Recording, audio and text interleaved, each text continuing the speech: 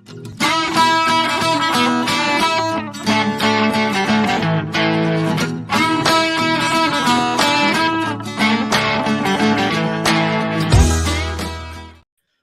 is going on? No horsing around family. Zach Boyd, Stephen Burton.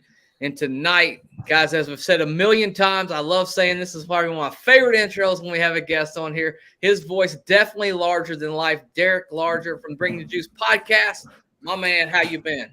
I'm doing great, man. Thank you so much for having me on. It's been a while, and I enjoy being on here with you guys. Yeah, man, for sure. So we're just going to kind of, guys, we're going to hit all of the different topics. Obviously, you know, Johnathan Taylor leaves camp again today. Seems like it's a little more of an off-field type of an issue, maybe a family matter, a personal matter, whatever that would be. He did step away today from practice, so not necessarily dealing with an injury.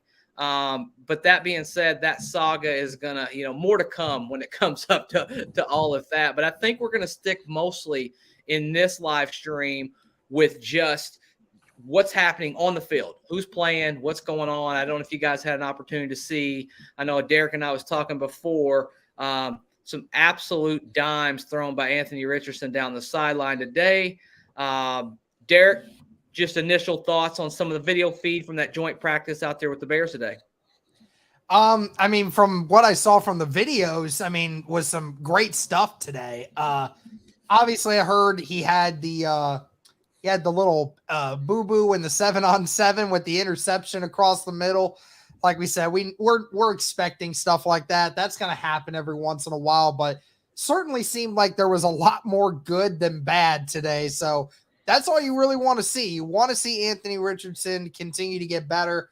And again, he had a bad moment at the beginning, and he continued to get better and had what seemed to be an otherwise efficient day. Yeah, and I mean, Stephen, just to kind of piggyback off of what Derek said, that's been kind of the overwhelming theme, you know, of this training camp. Richardson has a bad day or a bad play, and he tends to really respond well to that. Just probably it would be a good indicator of why Shane Steichen has decided to go ahead and give him the nod at the number one spot and just go ahead and say, hey, you know what? We're not going to play in games here. We're going to endorse our young quarterback, and we're going to move forward. And we have officially named Anthony Richardson the starting quarterback for the Indianapolis Colts football team. Yeah, I mean, I agree. I mean, the thing with it is he doesn't necessarily – sometimes he doesn't stack good days, but he immediately – I mean, you look at the game in Buffalo, like he had about as bad a start as you can and kind of came back, learned, and each drive got better, right? Like, and it's kind of what you want to see. Like, make the mistakes now, learn from them, and grow. I mean, I was watching something earlier today, and they were talking about this. And basically, the Colts season, and Zach, I think you said it, Derek, you've probably said it, and I've said it too. The whole Colts season this year is not about wins and losses. It is about the progression of Anthony Richardson.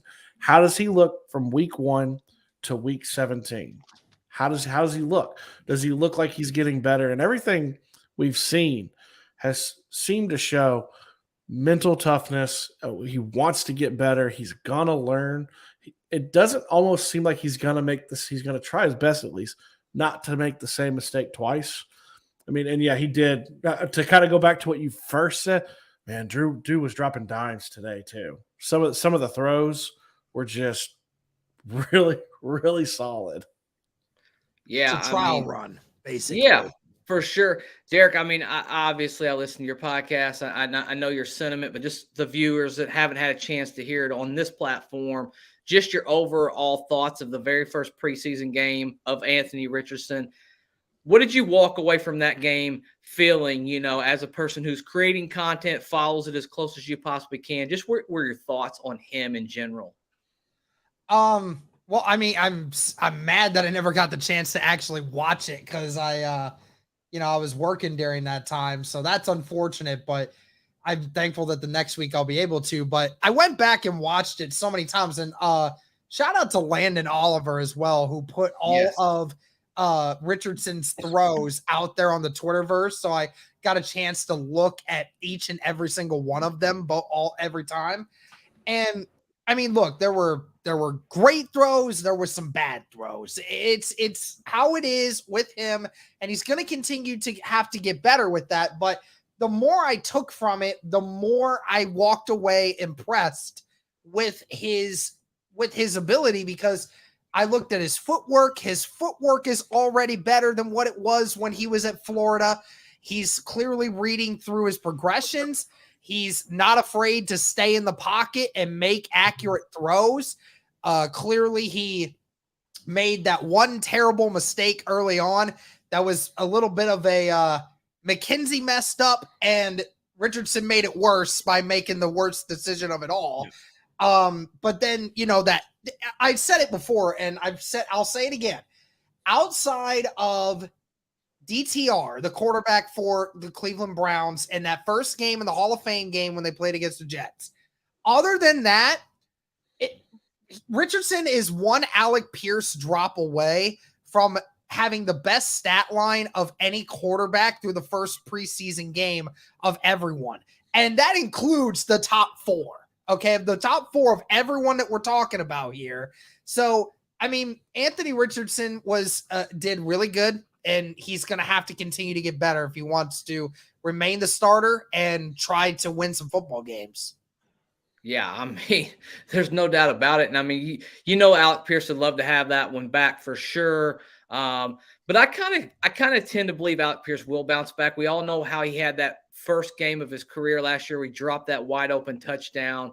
And then he really responded as the season went on, was able to use his hands and get much more reliable down the stretch. Just kind of kicking it over a little bit, Steven, and then we'll go back to Derek again. Thoughts on this offensive line, because the initial run with the offensive line, in particular on the left side, looked really, really good. That being said, on the right side, might be a couple chinks in the armor, but definitely where I have the biggest issue, and I believe all three of us will probably come together in conjunction with this, the depth at the offensive line, in particular the right guard position, is something that I'd have to monitor, and I'm a little bit surprised at this point that we haven't went out and maybe had a conversation with a veteran. Who knows? Maybe we have. Steven, are you surprised that we haven't went out and picked up maybe a veteran interior guard to kind of strengthen up the depth of this football team?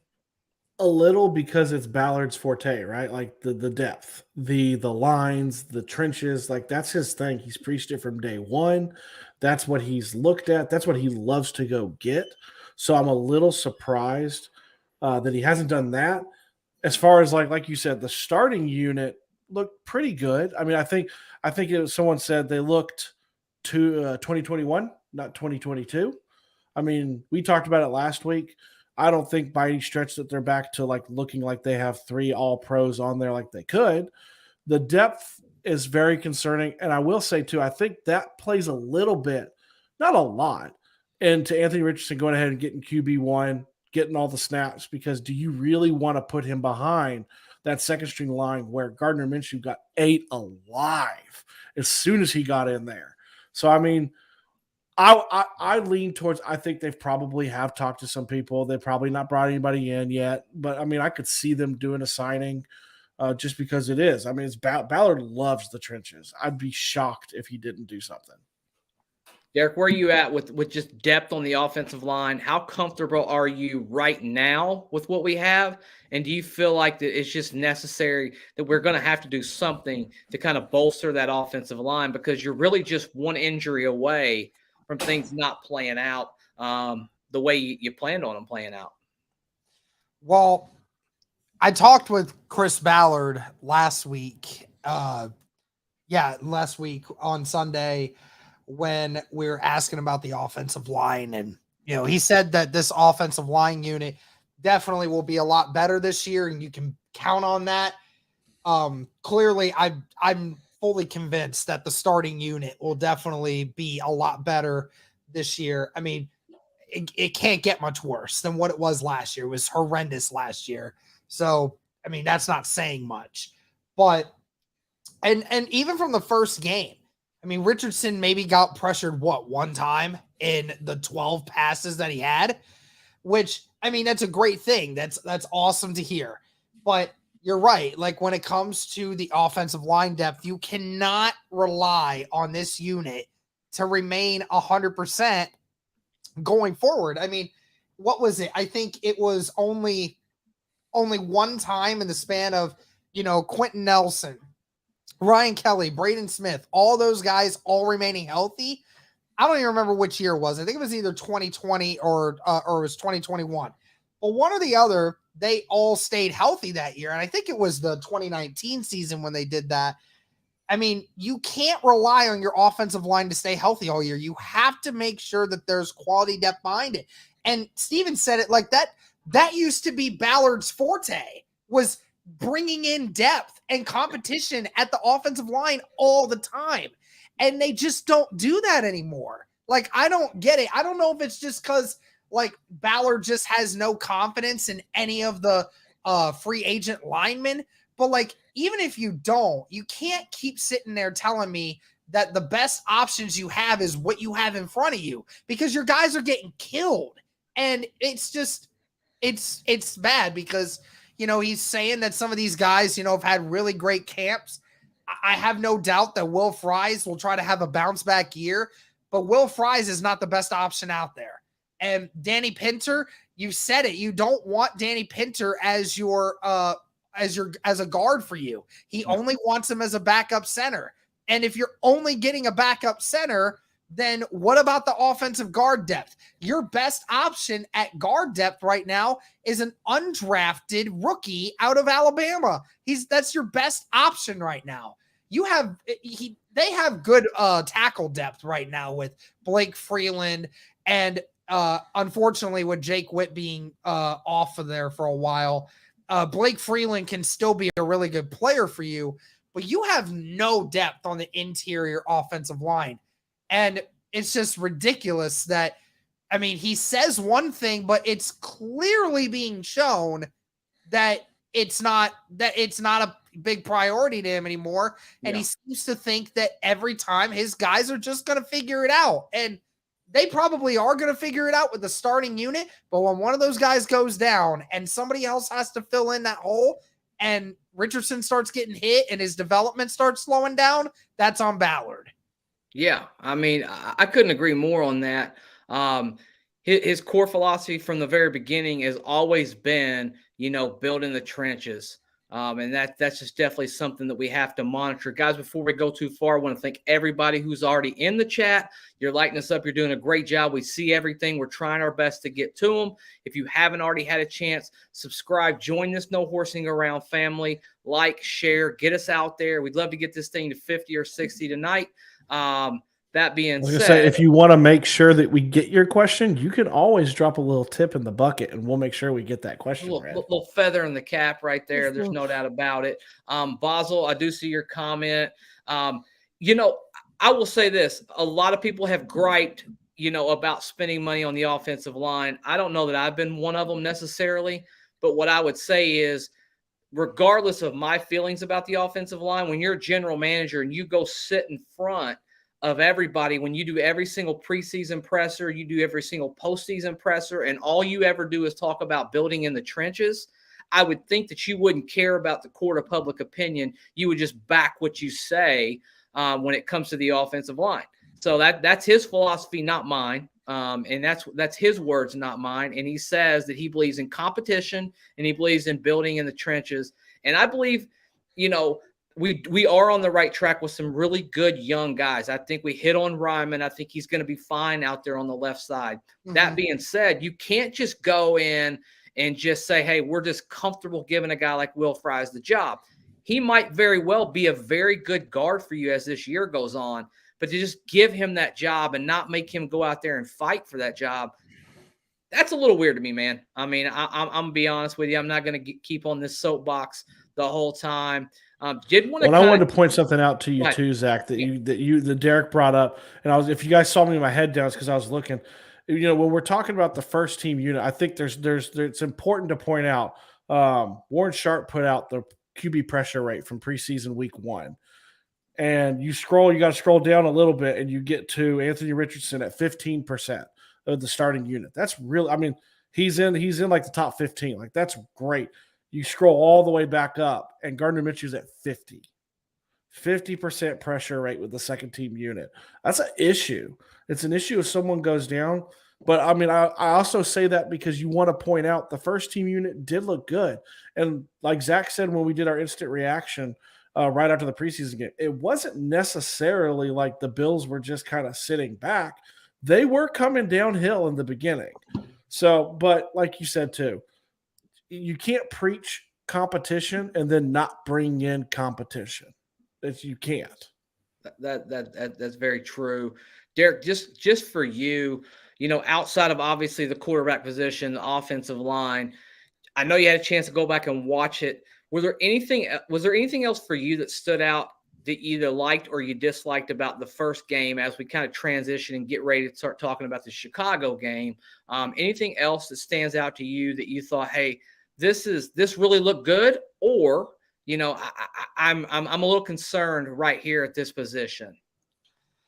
Hard to take away too much from a first preseason game. Yeah. I mean, you never want to take too much into consideration with that, because even Reggie Wayne had to clap back at some idiots on Twitter, right? Talking about y'all think way too damn much about these games. Like, it's vanilla everything. Like, y'all need to chill out. But I will say this. I thought that it's Downs has – can we even talk anymore about Downs?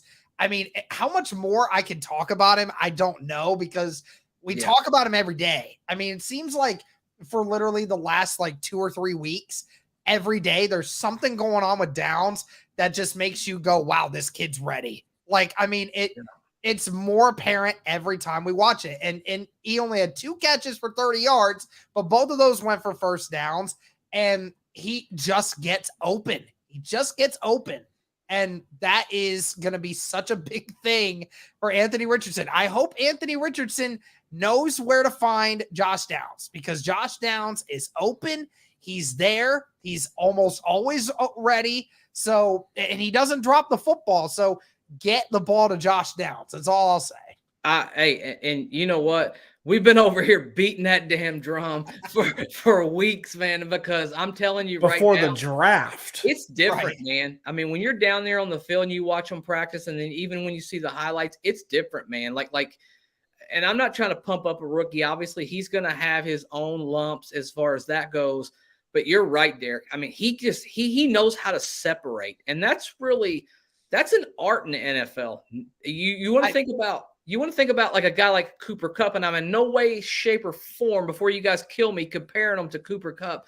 But that guy knows how to get open with body manipulation, eyes. You know what's hilarious? We've had this topic. We talked about this exact thing on this podcast, the 3 of us, before on this show, talking about who the best wide receivers in the NFL are. None of those guys are fast demons. None of them. They are the guys that know how to get open by running insane routes. The best ones in the league, you got Stephon Diggs, you got Devontae Adams, you have DeAndre Hopkins. Now you got a couple other guys that are thrown up there. Tyreek Hill has his speed. Jamar Chase is a great combination of route running and his speed. But again, just a few years ago, the 3 best wide receivers in the NFL were those 3 guys that I mentioned, and none of them run 4.3s. None of them. Yeah. So, I mean, it's just goes down to that every single time. It's how can you create separation within the lines? It's not about burning guys every time. It's about getting open by having quicker feet than the guy in front of you. Yeah, I mean, and ultimately, that's going to be your quarterback's best friend, especially a young quarterback when he's under duress, getting pressure. He's going to be looking for a guy like Josh Downs. I was excited to see Josh Downs has gotten an opportunity to really go with the ones this week. You know, he and Isaiah McKenzie have kind of been in and out. I expect Josh Downs to take over as far as that gets going. Steven, thoughts on Josh Downs? I know your feelings about Josh Downs. You were beating the table on draft night for Josh Downs, and lo and behold, Chris Ballard heard you, and I guess he went ahead and drafted him for Stephen Burton that night, right? Oh, I mean, well, we were talking about him pre-draft. I mentioned him. I love him. I think he reminds me of, Derek, I think you said it really, really well, of being like that. He's going to be that guy that I think it's like, yeah, he may not burn. He's not going to take the top off, but hey, you need 5 yards to get a first down. You're going to go to him. Hey, you need 7 yards. He's going to get, He's going to be that guy who's like, hey, I'm always open. I am. Because he's, I mean, like you said, Zach, watching, not last weekend, the weekend before when I was up there, watching him because the receivers were right in front of us for a while. Yeah, I mean, now he's not big, but like just watching him and the way he moves, and we've beaten it on this show too. Hey man, we know that they were buddy during the rookie minicamp. They were throwing balls in the parking lot. We know they've been roommates at training camp. They're boarding the flight together. Dude, I think they're gonna. I'm telling you, I think the trust is already there with Richardson with Downs. Man, I'm telling you, man. What did I say? I said something along the lines of that's a dark horse offensive player, rookie offensive player of the year. I really think so because I think he's going to go to him and go to him often because he trusts him. I mean, the thing is, Downs might end up having more receptions than any rookie wide receiver in the NFL this year. The only thing is I just don't think he's going to quite get the numbers enough to do it because I think he's going to get the receptions because I love Jackson Smith and Jigba, but he's got to compete with Tyler Lockett and with DK Metcalf in that offense. That's a lot to handle for one guy. Josh Downs, I think, could get more receptions than him. I don't know if he's going to quite get the touchdown numbers and everything else too. I just don't know if that's going to happen. Yeah, I mean he's a pure volume guy. I think it was on Cody's pod a couple days ago, and I just said you could probably pencil him in for 75, 85 catches every single year. I mean, he's just going to be that type of receiver, in my opinion. I love the some of the best slot wide receivers in the NFL nowadays get 100 receptions in a season now. I mean, just look at the way it is now. I mean, Josh Downs could legitimately be that dude in a few years if the offense keeps building like it is. Yeah, it should be fascinating. It's going to be fun to watch. Transition over to defense. Cornerback position is a position that I'm definitely going to keep an eye on as training camp preseason goes on, just because, we don't have a lot of depth there. We're very young. You have any concerns, Derek, when it comes to the cornerback position? I mean, I know it looks like Darrell Baker Jr. is going to win that job. Dallas Flowers right now is entrenched on the other side as they're bringing Juju along, Darius Rush, Jalen Jones, all those guys who are young underneath of them. Just your thoughts on the cornerback room. Would you consider bringing a veteran in? Or are you good with this young unit and just say, hey, we're going to roll with what we got and figure it out? I truly do not know if there is a veteran cornerback on this room that is going to genuinely make you better. I mean, the crazy part is I'm still not 100% sold on who's going to win those outside corner spots right now because I mean, Darrell Baker has to at this point in time because he's been the only guy that is there consistently, hasn't missed time, showing up, making big plays, doing all the things necessary to win a cornerback spot. And then outside of that, I mean, Darius Rush hasn't made a ton of plays. We saw the pick 6 in the preseason game, but I mean, outside of that, Juju Brents, we haven't seen a lot of him because he was dealing with that injury. And, Dallas Flowers might have to. I mean, one way or another, you're going to end up having an issue because, I mean, remember, we were supposed to go into this season with Isaiah Rodgers as cornerback 1 and Kenny Moore as the slot, and then have one guy battle it out for that number 2 corner spot. And then whoever was going to be the backup could, still get in at times when they have when they need 4 corners on the field at any point in time. But I mean, we've heard Kenny Moore's getting better now. Kenny Moore seems to maybe getting back to his old self, but now you don't have that veteran corner, aka Isaiah Rodgers now because of what happened. So I'm all for going young because it's not worth just bringing in a new face at this time and then just dealing with the consequences of it. It just doesn't make much sense. I just think one way or another, your secondary's young. They're going to have to figure it out. The best thing you can do for them is to throw them out there and let them get to work. I mean, just interchange them, see who does better throughout the season. Either way, your team is going to get cooked in the secondary one way or another. Yeah. So let's just hope that the defensive line and the linebackers can help in some way, shape, or form to help those guys. Yeah, I mean, I agree. I don't think you go out and you sign someone. And if we look, at past history, right? Ballard wants to play the young guys, right? Like, what was it? It was just, I think we were talking a year or 2 years ago.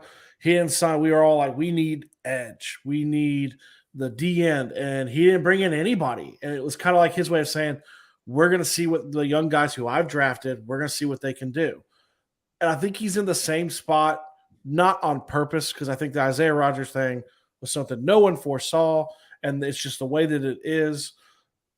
I think he's in that same kind of spot of being, we've drafted these guys. We like who we've drafted. They've been hurt. They've been out. They're coming in. We're going to see what we have. And then we know from there. We'll go from there. I don't think he brings somebody in. I think he rolls with this and he sees what happens. And you're probably right, Derek. They're going to get cooked sometimes. The question is, how much can they? It goes back to the whole theme of 2023. Can you make progress? I just got a question for Steven. Do you have an Eric Ebron shirt on right now? Oh, yes, I do, man. Get your life together right now. No wonder you're. I want to say something.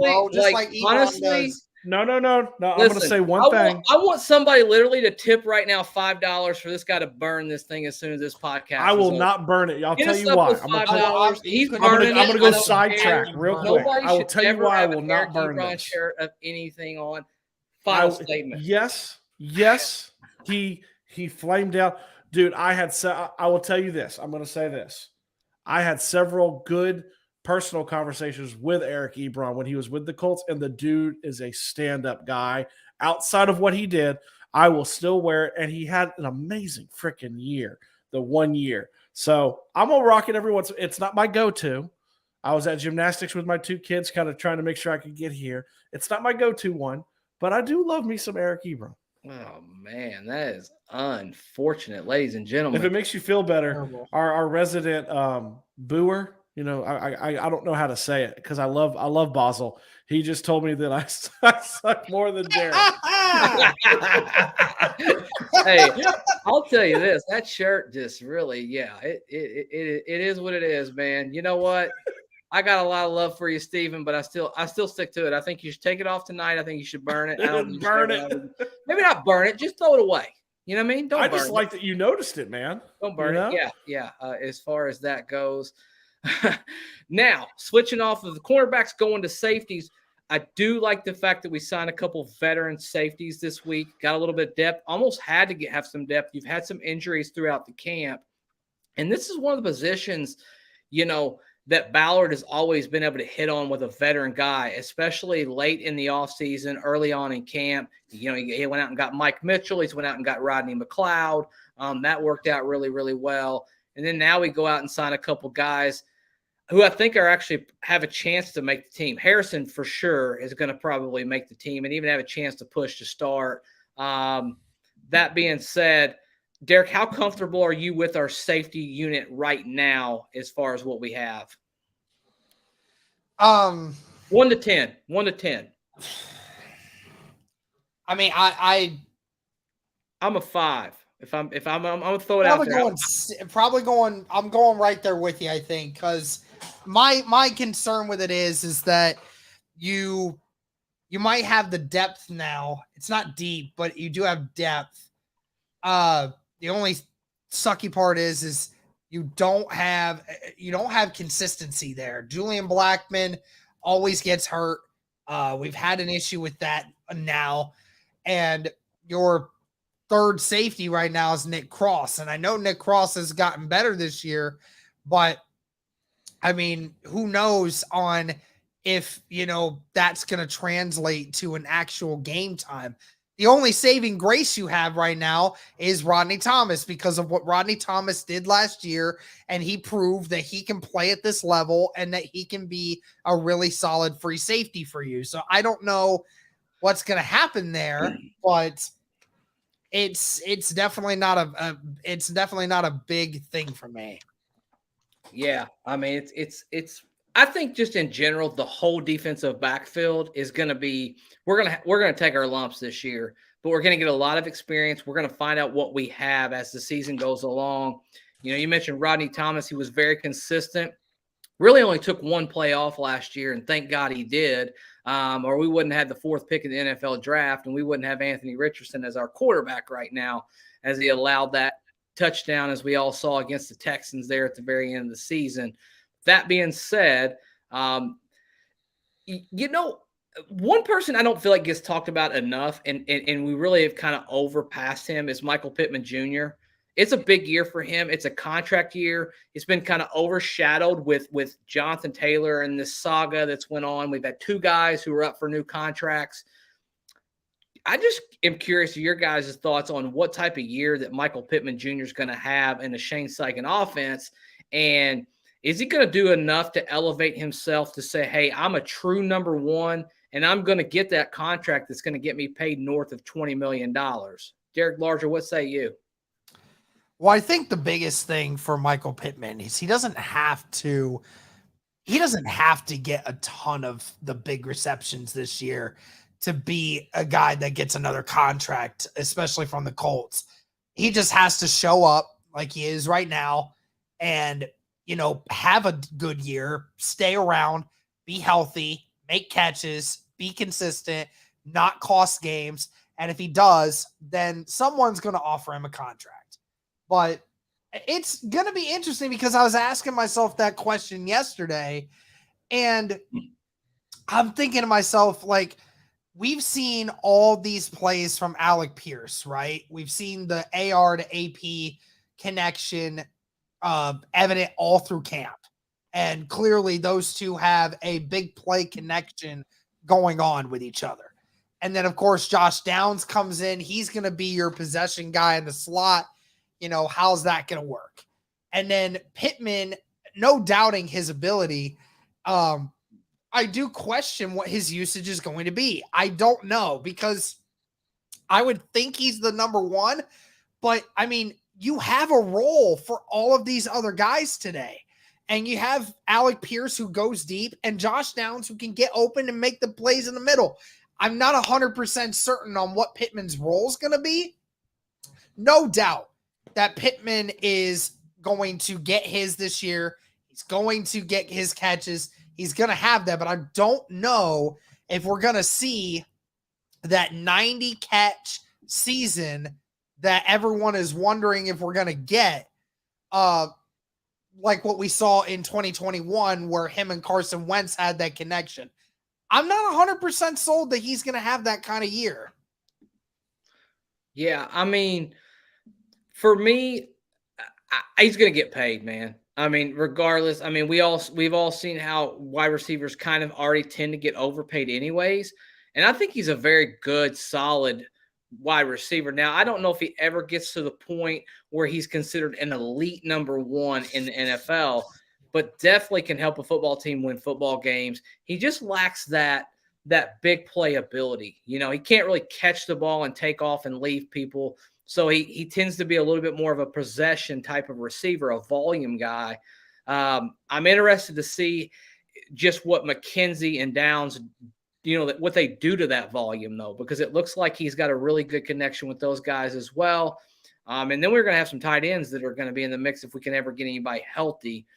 Speaking of health, Steven, are you concerned with our tight end room at all? I mean, Mo Alie-Cox out still, Jelani Woods still, Drew Ogletree, Colin Granson of the big 4 has really been the only one that's been consistently practicing and playing up until this point. Just, are you concerned about these guys, maybe this lingering further along than just the preseason? So before I get to that, I want to say one thing about Michael Pittman Jr. with what we were talking about, and then I'll say something about the tight ends. The only thing I want to say is I think being not inside, not living in Indianapolis or even in the state of Indiana, I think sometimes we are so close to the situation when it comes to him. And I can tell you from personal experience, listening down here in Tennessee, talking to people, he's very much viewed as a 1.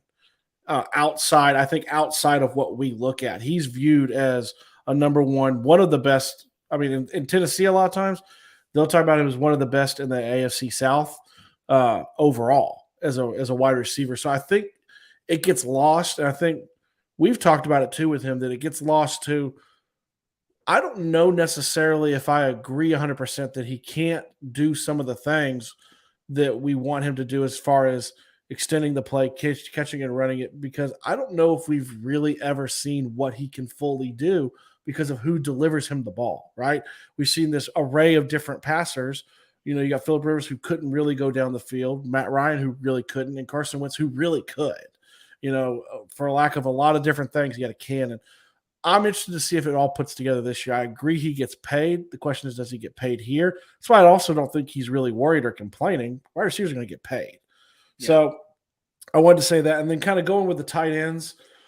I mean, I think they get healthy. I do.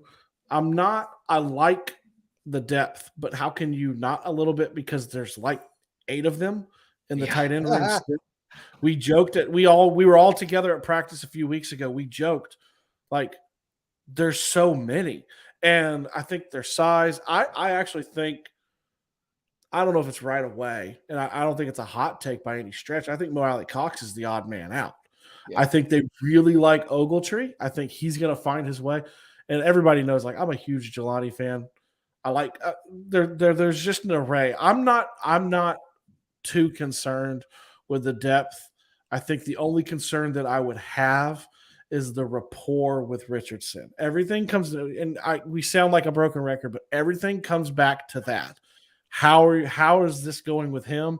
And he has pretty good rapport with Kylan Granson already. That's the main thing. You've got to get in. You've got to build the rapport, the rhythm. He's got to build trust in these guys, because I don't know if he has it because they've not been out there yet. Yeah, I mean, there's no question about it. Derek, interested in this comment that Basel, and I think he brings up a really good point. Stephen touched on it for a second. I think before we started training camp, one of my biggest hot takes and predictions was that I thought that Mo Alie-Cox would get cut from this football team. You're paying him $6 million. You haven't seen the production to where you want it to be up until this point, and you're not really going to pay a guy $6 million to be an inline blocker. Just your thoughts on Mo, injury, and then how do you take this in consideration? Do you think there's a possibility that he could be kind of a casualty there at the end in effort to save a little bit of money? I mean, what's the point? We don't spend the money anyway. What's the point in cutting him if you're just not going to spend the money anyway? Yeah. I mean, I get it, and I totally agree. I think that me and Cody were one of the first ones to mention the idea of Mo getting cut this year because or even traded. We were saying that from the very beginning that the season ended, was Mo could be a guy that could be traded because you got a guy you're paying $6 million a year to catch 30 passes for 300 yards and 3 touchdowns. Yeah. Like, that is not good numbers. That is not worth it. And again, I think that that's a disservice to Mo, because I think if you put him in a system that actually used him, Mo could be a really good person in a system like if you wanted to put him with, say, like the New England Patriots. I think that would be a great system for him because he blocks really well, and he's a guy that can run in that New England system because they'd find a way to get him involved, especially in the red zone. But it's just not something that I just don't know what they're going to do with it. I doubt they do it because I would say that's a smart move, but I don't know if they'll actually do it because he's been in the system the longest. He has the most reprieve with all of these guys. But like you said, $6 million for the guy that supposedly by fans is supposed to be the number 3 tight end this year, that just doesn't make a lot of sense to me. If he was your starting tight end, then yes, I understand that, but he's not supposed to be. Jelani Woods, when he comes back, is supposed to be the number 1 tight end, and Kylan Granson has been killing it all training camp. We've already been talking about how he's going to get involved in Shane Steichen's system and how he's going to make things better for Anthony Richardson, but we never talk about Mo because it just doesn't seem like Mo fits in the system. Yeah. I was all for saying don't cut him, but cut the contract down. What's the point in paying the guy $6 million? You know he's not going to be utilized how he was in 2018 when Andrew Luck was throwing the football to him and he was making those one-handed catches against the Raiders every freaking week. Like that's not how it goes. So, I mean, he has the lowest upside. He has the lowest upside because he's the oldest. We've seen what his physical limitations are. He's not quick. He's not a great route runner. He has decent hands, and he's big, and he's a great blocker. But that's all he is. Yeah. Woods outruns him and outcatches him. Granson does the same for an offense. Ogletree is faster and a better route runner. Will Mallory is faster than all of them. So what's the point in having a guy there like that, paying that much money? I mean, you would have to say either cut the losses or just say, Mo, we got to get rid of some of your contract, buddy. Like this is just not worth it. I agree. Steven, do you want to comment on this one here that you popped up? Yeah, so the only thing he popped up, Boswell popped it up saying that and I agree, the depth is not the problem, just no one stands out right now. But I will point out, and I will say this, and if I'm wrong, I'm wrong. Jelani Woods is going to be a game changer. We saw it when he in the limited and Reich would go away from it. I mean, he is supposed to be the dude. Like that is the guy. That is what we expect. That is what I think. Hell, I said last year I thought he'd had 6 touchdowns. I came kind of close. I think I'm already in with 4, 3. I mean, I was close. I was close-ish, But he is supposed to be when he's on the field. That is supposed to be the dude, and he's just got to get on the field, and we'll see it. I agree with Granson being the guy, and then we all know like I want to see Ogletree healthy. Like we do have this affinity as Colts fans and as people who cover the Colts to get obsessed with certain players in camp that we've seen. I mean, look no further Deion Kane, Darius Fountain. I mean, right now, Michael Strawn. Like if he could ever actually transition that to a regular season game, oh my God. But we do have affinity. I want to see him healthy and actually play in games this year. But as far as like 6 out of 10, I mean, it's just my expectations, and then maybe they're too high. My expectations for Woods for Wood is very high. And I will say too, I think in the consensus in the chat is 100% agreement with Derek. It's not that Mo's not good. Mo's not a fit. Yeah. And that's the issue. Well, he's not a fit. It's the money that you're paying the guy for the production that you're getting. I mean, hell, if you just want an inline blocker, you got Pharaoh Brown. I mean, like, and he's pennies on the dollar compared to that. I think Derek's got a great point. I think they might even have a situation where they go up to him and say, hey, you're going to have to take less, man, if you want to stay. And then he'll have a business decision to make. But honestly, I don't know how many takers that Mo Alie-Cox is going to have around the league. We have got to know him and accustomed to him, but I don't know how valuable. I mean, I'm sure he'd get picked up and given a chance. That being said, I don't know if he sticks anywhere else either. I do think that DSG's on to something, though. Woods, Granson, Ogletree, and Mallory. I do like all of those guys. But we just got to get healthy at that position. Just haven't been able to string it together, when it comes to getting healthy at those positions. Kind of smoothing on. Rotating over to the defense, edge rushers. I thought Akadi Muhammad had a pretty good game in the preseason. He definitely got a sack, should have had 2. I found it a little bit interesting that Ebron got moved back to second string for a practice this week. I don't know if that's just bringing him along, getting him a little confidence. He hasn't been healthy for most of training camp. But just in general, how confident, Derek, are you in the pass rushing, unit that we have for this football team? Because we really haven't seen anything other than that effort guy up until this point, right? Like we haven't seen that guy that can really go out there and bend and get to that quarterback and make game-changing plays. What are your thoughts just on the pass rushing unit as a whole? And do you have confidence in them really having a strong year, or is the jury still out in your mind? I mean, I'm I think Cody and I are both in the same boat here. I don't have faith in this edge group and in this defensive line in general. I love DeForest Buckner, and I feel bad for DeForest Buckner because, he doesn't get respect anymore because he doesn't put up insane stats. But people fail to realize that he gets double teamed literally more than maybe two other defensive tackles in the entire National Football League. That he gets double teamed more than almost anyone else in the league. And so he can't help that. That's unfortunate. And then that just shows you that, again, there are three other dudes that have a chance to be one-on-one with someone the whole way, but yet somehow, some way, no one ever takes advantage of that. Grover Stewart, love Grover Stewart. He's a run defender. He's not a pass rusher. Yep. And the edge guys, Ebron, we'll see what he can do.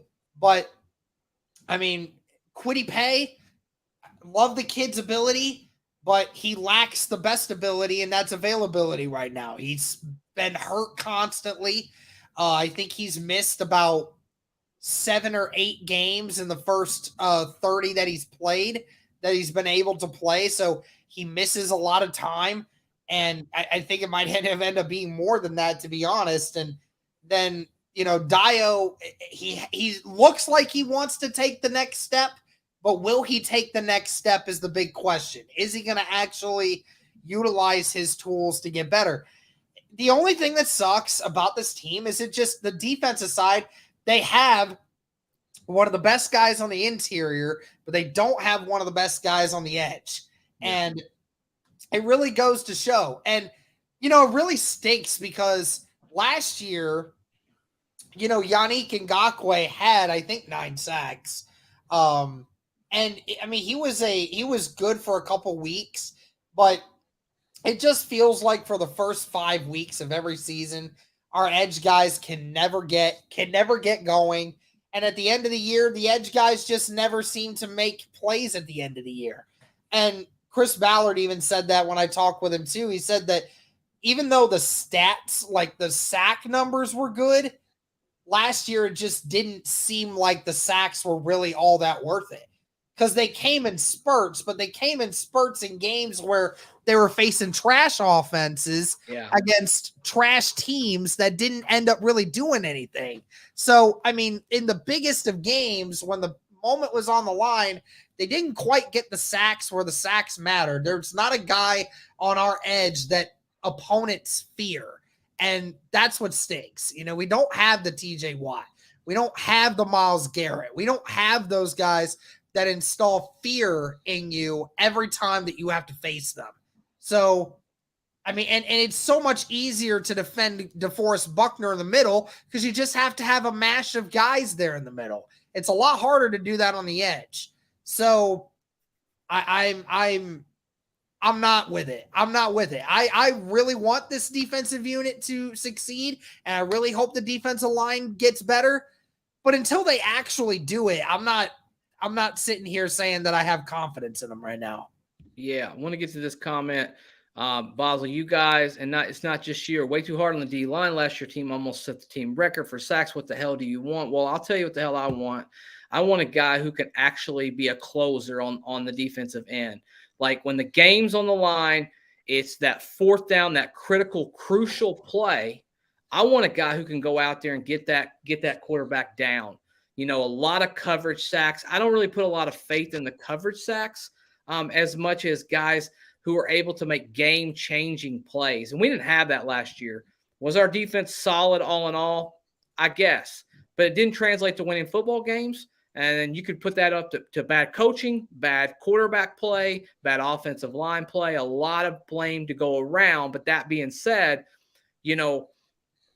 I think it's pretty clear that we don't have a dominant edge rusher in this league, and every team covets that. That's why you always see the edge rushers go top 10 every single year. They're always swinging every single year. Even Chris Ballard's taken several swings, and he's just not been able to hit on the premier edge rusher. Now, I like Kwity Paye. I think he's a solid guy. Derek made a great point. You got to be able to be on the football field, But I look at Kwity Paye as a true number 2, not a number 1. I look at him as a guy who is going to give you all the effort in the world, great against the run, but his totals are not going to be very high year in and year out. I'd love for him to take the next step. I know they have high hopes for Ebron as well.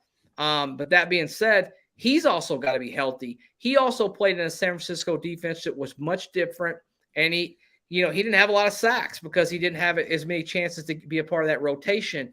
Lots of pressure coming from these guys, but not as much getting the quarterback on the ground. And ultimately, you got to be able to bring that quarterback to the ground.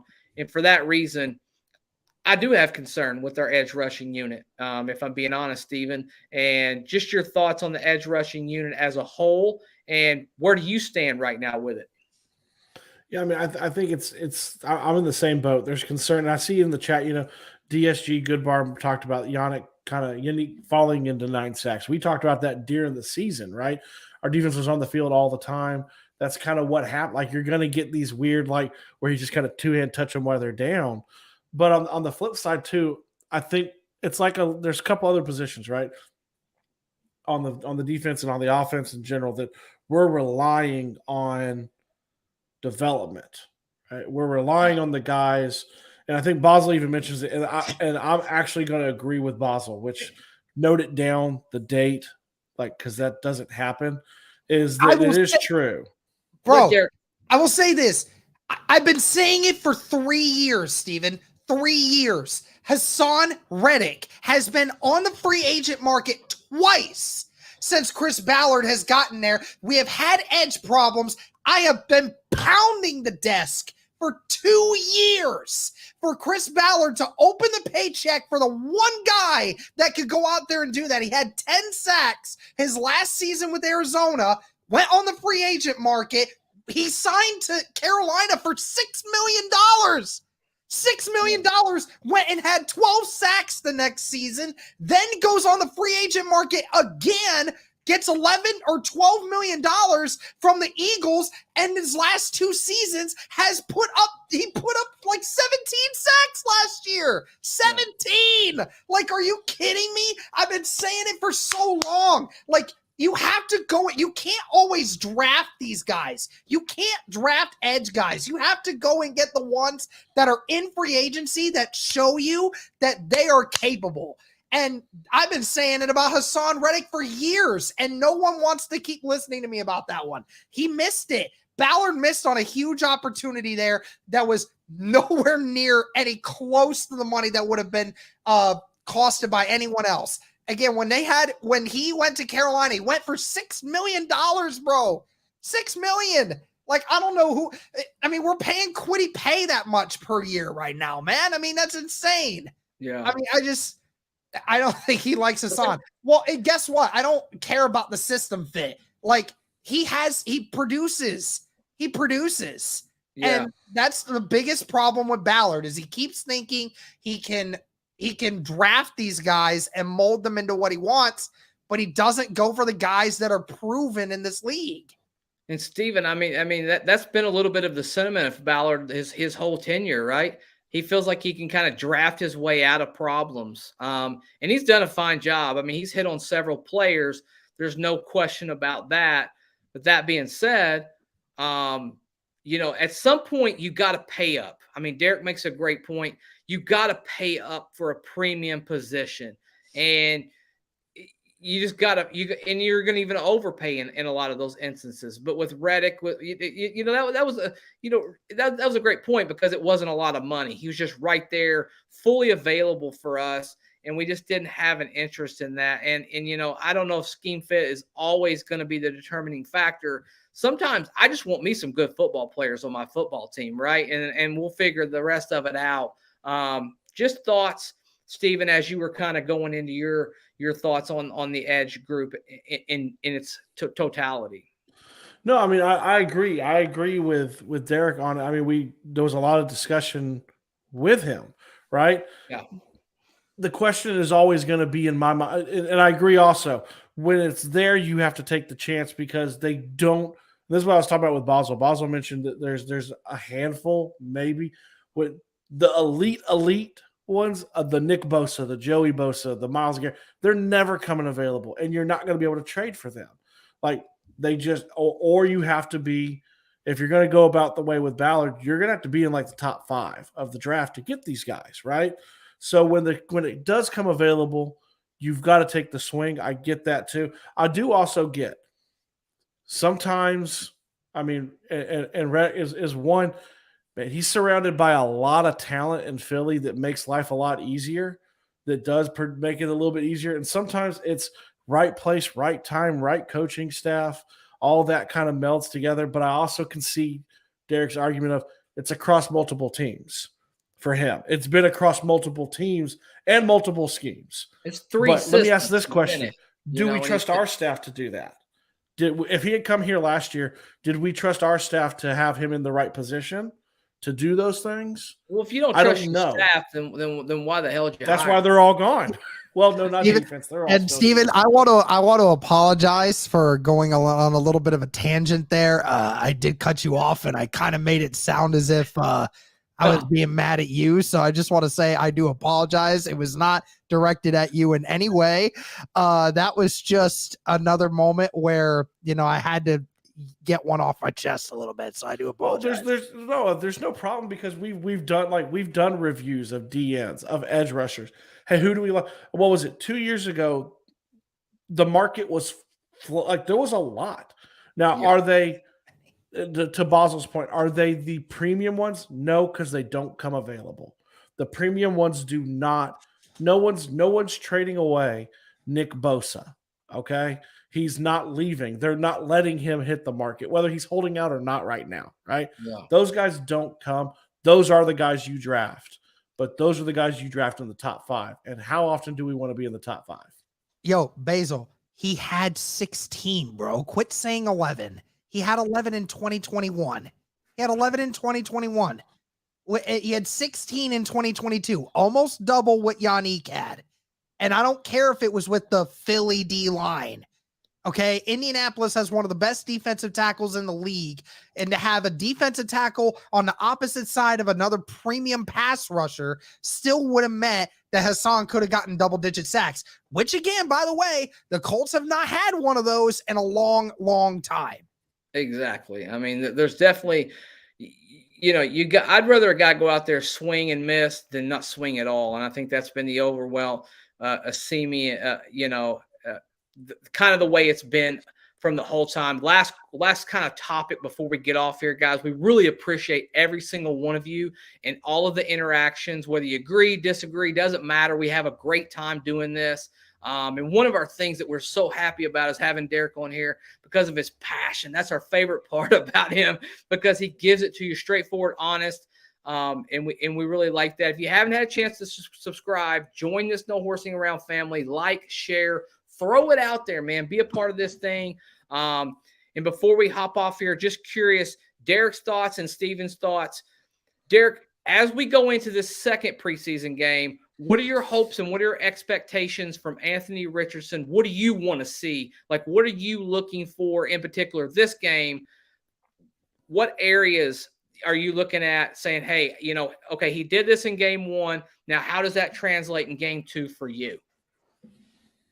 Well, I mean, I want to continue to see better footwork. You want to see him continue to make the throws that he was making at the end of his 12 passes last week. You want to see him try to continue to make more of those throws.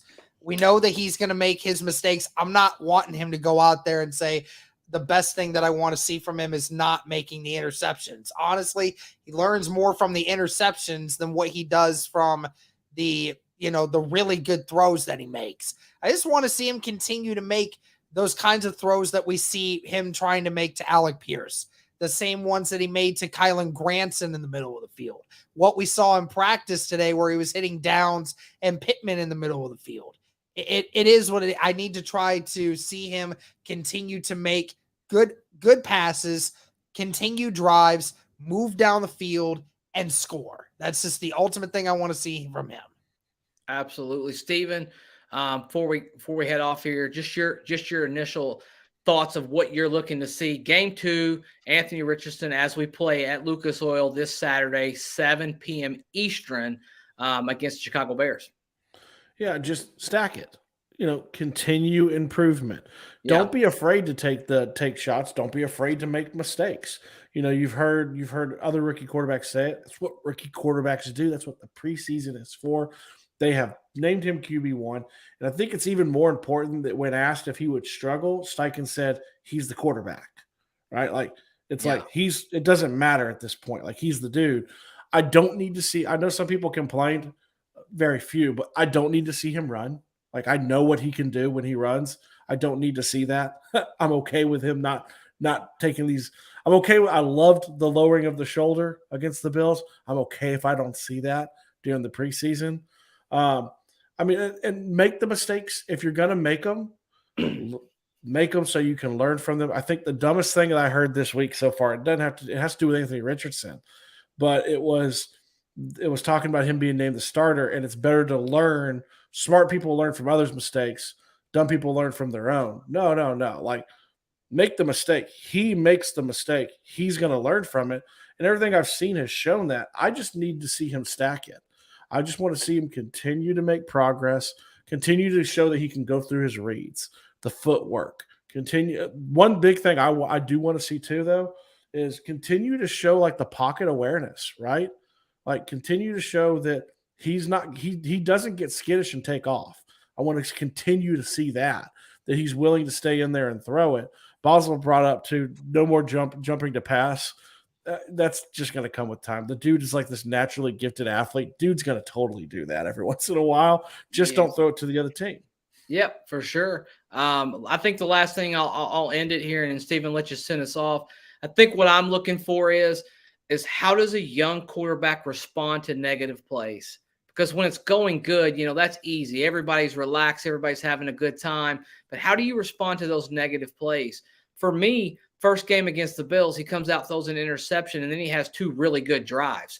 That's a great indicator to me of his presence, his awareness, and his ability to kind of shake that off and go back out there and do what he needs to do on the football field. So I want to see how he responds to negative plays, as well as I want to see if there's any shift, with this depth on the offensive line, maybe at cornerback position, anywhere. I want to see if Josh Downs gets some more opportunities to play with number 1 as well. That was the Acho. Steven, if you guys don't know this before we get up here, Steven has a rare ability to get into it with high-level celebrities. He's just Kurt Warner. I call it a never forget Kurt Warner. Being honest with you, I remember. Kurt Warner. If Kurt Warner was pissed at me. Kurt Warner literally has a dartboard with Steven's face on it right now that he's kind of told me to sit in the most right Christian now. way possible. It was sit down and shut up. The hate is legit at the Warner house for Stephen Burton. But anyways. It's just how it goes, man. But yeah, we're excited about this second game, and we're even more excited you guys join us tonight. Derek, once again, man, we can't thank you enough. We love what you do. We love your content. We love having you on. Just can't have you on enough. It's so fun every single time we get on here. So thanks for getting on and hopping on tonight. And as always, Stephen, as you always do, send us out like you always do, brother. Hey, man, it's preseason week 2. We're all happy right now. Everyone's 0-0, right? Whether you care or not. But in the end, I love you. I know Zach loves you. Derek loves you. Hey, and if you see Derek in public, he loves if you come up to him. Just give him a hug. We're out. Just give me a hug. Yeah, that's